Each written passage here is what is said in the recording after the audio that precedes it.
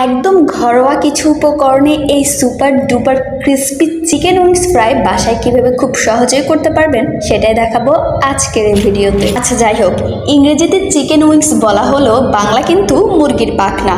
তার মানে আজকে আমরা মুরগির পাখনা ভাজি করব। একে একে এর মধ্যে দিয়েছি 1 টেবিল চামচ উঁচু করে রসুন বাটা, 1 টেবিল চামচ আদা বাটা, 5 টেবিল চামচের মতো সয়া সস, 1.5 টেবিল চামচ লাল মরিচ গুঁড়ো, 1 টেবিল চামচ কালো গোলমরিচ গুঁড়ো, দিয়েছি 1 টেবিল চামচ উঁচু করে জিরা ধনিয়া গুঁড়ো, 1/2 টেবিল চামচ চাট মশলা। যেহেতু এখানে যথেষ্ট পরিমাণ সয়া সস ব্যবহার করা হয়েছে, তাই লবণ ব্যবহার করার কোনো প্রয়োজন নেই।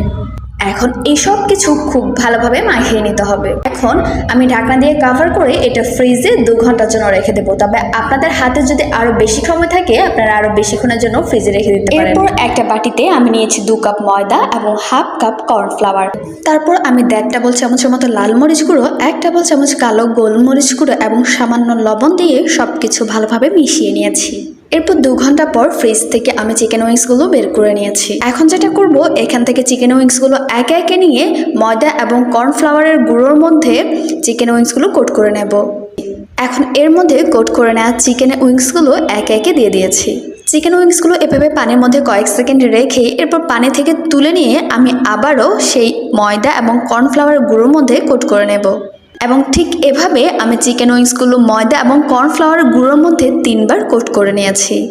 ব্যাস, লাস্ট ধাপে আলতো হাতে চিকেন উইংস থেকে ময়দা এবং কর্নফ্লাওয়ার গুঁড়োটা একটু ঝরিয়ে নেব। এখন যেটা করেছি, কড়াইয়ে বেশ খানিকটা তেল দিয়ে তেলটা খুব ভালোভাবে গরম করে নিতে হবে।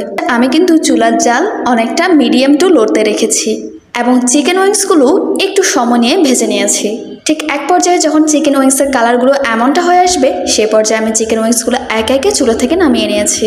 এবং দেখলেনই তো, খুবই সহজলভ্য কিছু উপকরণ দিয়ে কিভাবে এই মজাদার ক্রিস্পি চিকেন উইংসগুলো খুব সহজেই বানিয়ে ফেলা যায়। যে কোনো সসের সাথে আপনি এই চিকেন উইংসগুলো সার্ভ করতে পারেন। আজকের ভিডিওটি যদি আপনাদের ভালো লেগে থাকে তবে অবশ্যই কমেন্ট করে জানাতে পারেন। আর সেই সাথে নতুন নতুন আরও অনেক ভিডিও পেতে আমার ইউটিউব চ্যানেল সাবস্ক্রাইব করে আমার সাথে থাকতে পারেন, কিংবা ফলো করে রাখতে পারেন আমার ফেসবুক পেজ।